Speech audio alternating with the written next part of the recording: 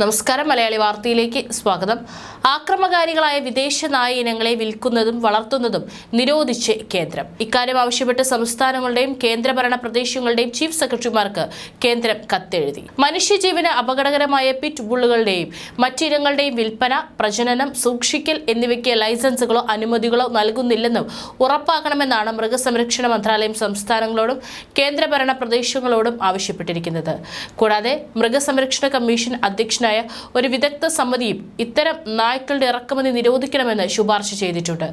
Pit bull terrier, tosa inu, American Staffordshire terrier, fila Brasileiro, dogo Argentino, American bulldog, Boerboel Kangal, വിവിധ shepherd നായ്ക്കൾ, ടോൺജാക്ക്, ബാൻഡോഗ്, സർപ്ലാനിക്, Japanese Tosa, അക്കിറ്റ, മാസ്റ്റിഫസ്, റോഡ്വീലേഴ്സ്, റോഡിഷ്യൽ റിഡ്ജ്ബാക്ക്, ചെന്നായ നായ്ക്കൾ, കാനറിയോ, അക്ബാഷ്, Moscow guard dog തുടങ്ങിയ ഇനങ്ങളെയാണ് നിരോധിക്കാൻ ശുപാർശ ചെയ്തിരിക്കുന്നത്.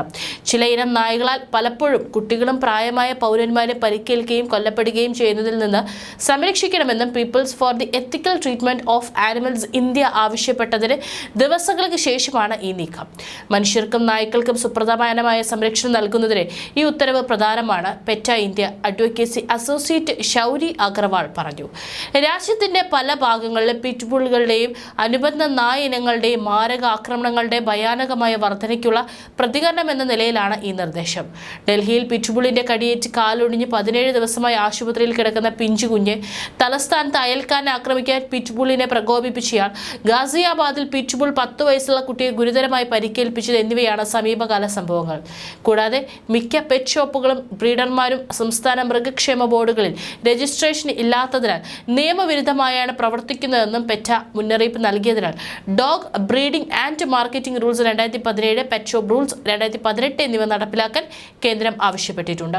പെറ്റ് ഷോപ്പുകൾ നായകളെ ശരിയായ വെറ്റിനറി പരിചരണത്തിനും മതിയായ ഭക്ഷണം, വ്യായാമം, സാമൂഹികവൽക്കരണത്തിനുള്ള അവസരങ്ങൾ എന്നിവയും നഷ്ടപ്പെടുത്തുന്നു. പട്ടികയിലെ നായകളുടെ വിൽപ്പനയ്ക്കും പ്രജനനത്തിനും ലൈസൻസോ പെർമിറ്റോ നൽകുന്നതിൽ നിന്ന് തദ്ദേശ സ്ഥാപനങ്ങൾ വിട്ടുനിൽക്കണമെന്നും ആവശ്യപ്പെട്ട് മൃഗസംരക്ഷണ ക്ഷീരപരിപാലന വകുപ്പ് എല്ലാ സംസ്ഥാനങ്ങൾക്കും കത്തയച്ചിട്ടുണ്ട്. ഈ ഇനത്തിൽപ്പെട്ട നായകളുടെ പ്രജനനം തടയുന്നതിന് വന്ധീകരണം ചെയ്യേണ്ടതിന്റെ ആവശ്യകതയും നോട്ടീസിൽ ചൂണ്ടിക്കാണിക്കുന്നു. അപകടകാരികളായ നായകളെ നിരോധിക്കണമെന്ന ആവശ്യത്തിൽ തീരുമാനമെടുക്കാൻ കേന്ദ്ര സർക്കാരിനോട് ഡൽഹി ഹൈക്കോടതി നിർദ്ദേശിച്ചിരുന്നു.